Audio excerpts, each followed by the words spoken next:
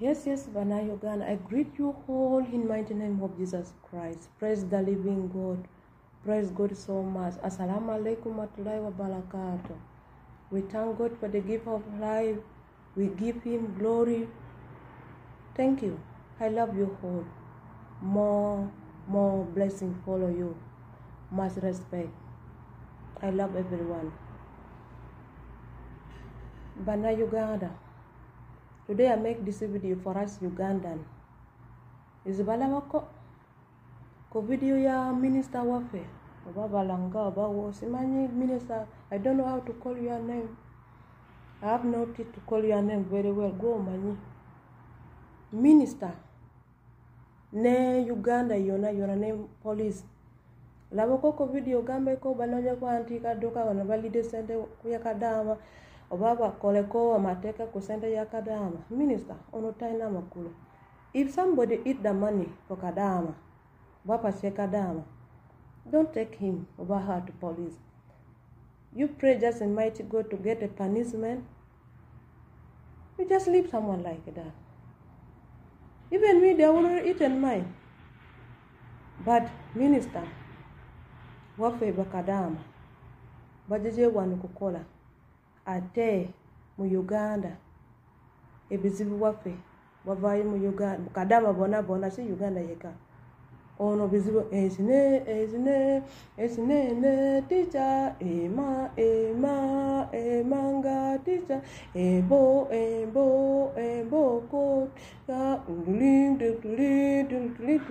abalali munene abalali mutini ono bizibu wafe minister wafe mu Uganda osobola kukabako is a single mother kumisana siroli yako ono contract married aba boda jebali aba skari aba police obani jebali contraction jebali oli yako wano minister mie oli kukola okola milimu omanyi omuntu katuna batunako mukazi akaba ate sirwali yako mutima wule mulungi agenda okolako tayogera nnyo ate wano kolako nnyo teri wansi yakulya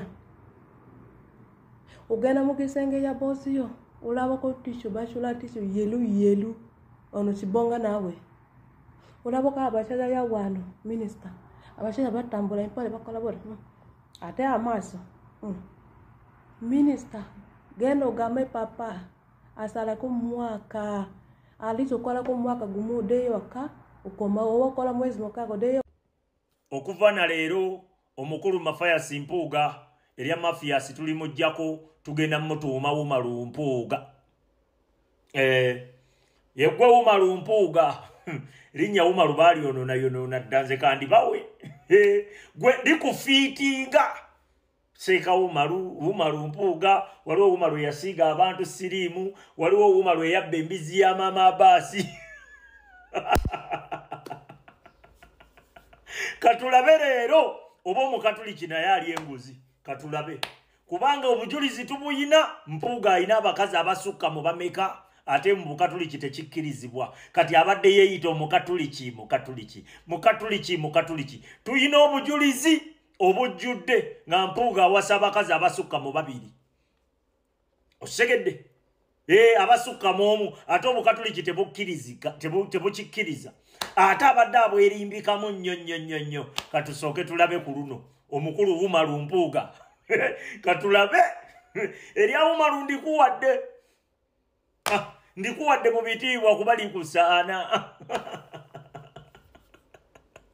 naye kuba omunaku teca bamuwaabidde omusango ogenda kuguwulira omusango abadde yeekwasanga obukatuliki agenda kuguwulira omusango omanyi omukatuliki bwakugamba emirembe n'emirembe amiina ng'olwomanya kaweddemu nkubuulira Mpuuga tewaliwo kigenda kukutaasa kuba obujulizi tubuyina mu bungi obadde nga weerimbika mu bukatuliki ne mu Buganda tujja kunoonya erinnya tujja kunoonya Obuganda bwe gye bwatandikira namwo tujja naye katusooke tukole ki tukutikkule buno obukatuliki obuveemu lumu lumu tukuwe erinnya nakuwadde dde erinnya yeggwe Wuma Lumpuuga awatali wadde okola ki okukemejjererwa emmeeme awatali wadde okwetema amaganzi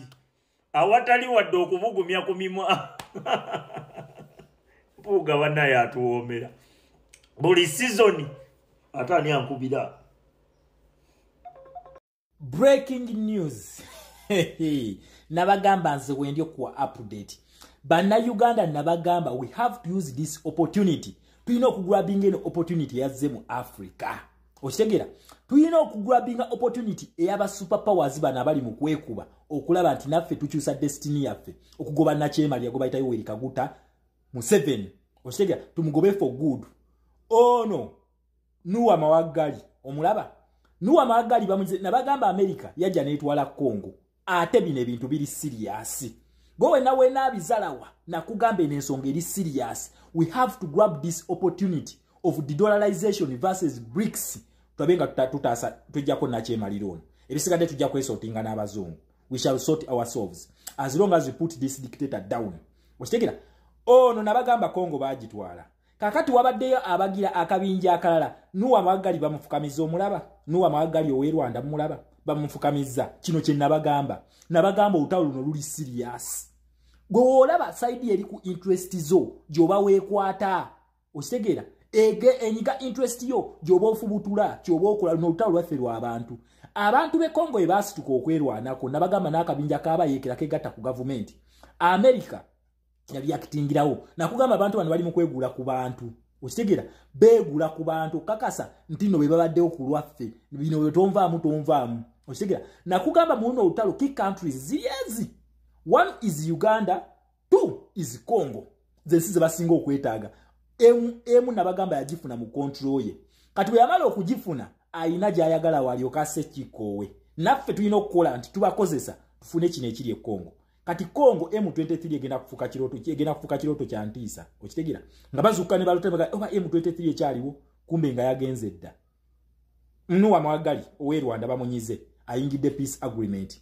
Nenjaga mukolaba UN report kyagamba nti Museveni nti owe Rwanda abaddengamu.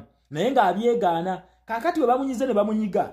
We bamunyize ne bamunyiga atuse nakkiriza una ali mukola peace agreement se Congo nakuzo omwezi ziri 26 omwezi guno gwennyini omwaka guno. Ndoza lwabadde lwa Monday siwe kiri Monday I think it is a Monday kyabadde Monday siwe kiri Nuwa Mawagali bamunyize omulabye naye nga abadde yegaana nti M23 okitegera. So muna Uganda otalo no luli serious.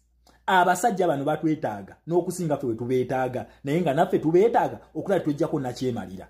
Okitegera? Mujjukire waliwo ekidumusa ekyabaguddemu abantu bano waliwo ekigenda okugenda maaso awo mu Kenya omwaka ogujja waliwo ekigenda maaso. Kati ono yakyawaze nadduka kubanga nabagaye bagamba first mission yaabwe eri mu East Africa. Onate bannatugamba nsi kati batandise okweyerula. Oli atuleetera transition ono una ali mu kweyerula kabinja ka M23 agenda mu peace mission agenda mu peace deals. Oziraba yayingidde peace agreement ne Congo.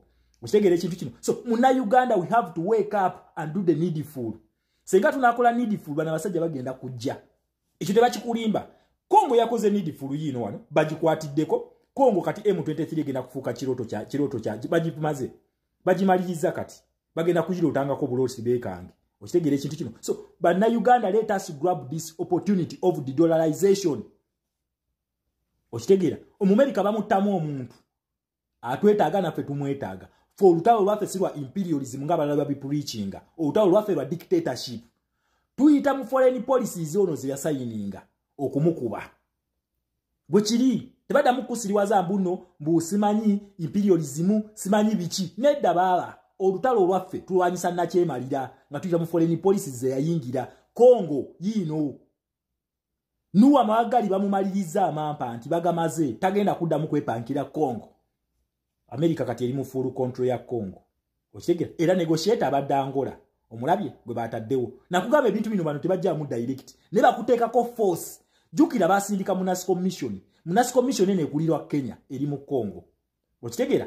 Kati bakutte Angola ye badde mediator w'endagaano zino. Ndowooza mu kiraba bagawe bakola. Bwe bati we babikola. Kati Congo bagimaze. Naye nakugamba bano batya military exercise egenda okugenda mu maaso ya NATO. Ntemu. Okitegera? kati nowewa faawo tulina okulaba nga tukozesa eno chance nga tumumaze ebintu byangu nnyo naye waliwo apolitician abo abakusiriwaza babikugjemu naye nga byangu nnyo. So let us use this opportunity to change our destiny once and for all. Bano abazungu tujja kwesootinga nabo kubanga bo bangu, okitegera, bo bangu tujja kwesootinga nabo for as long as Russia and China plus their dictator bafulumya ensi yaffe, okitegera. Bano bazze kwera naye ng'okwera kwabwe kuli ku side y'abantu balina okukakasa nti bagula ki bafuna sympathy okuva mu bantu, okitegera. Bintu bya tonvaamu nze akubeereddewo.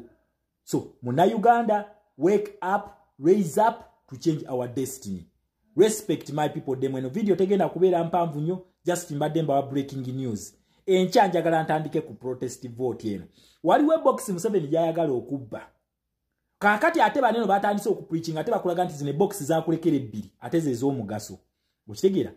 Munnayuganda enkya ngenda basomesa ku protest vote, ngenda gitandika enkya kubanga tulina okulwanyisa mpuuga. Otegeere ensonga lwaki olwanyisa mpuuga. Ngenda kusomesa protest vote, ngenda gikolamu episodes 3 mugitegeere.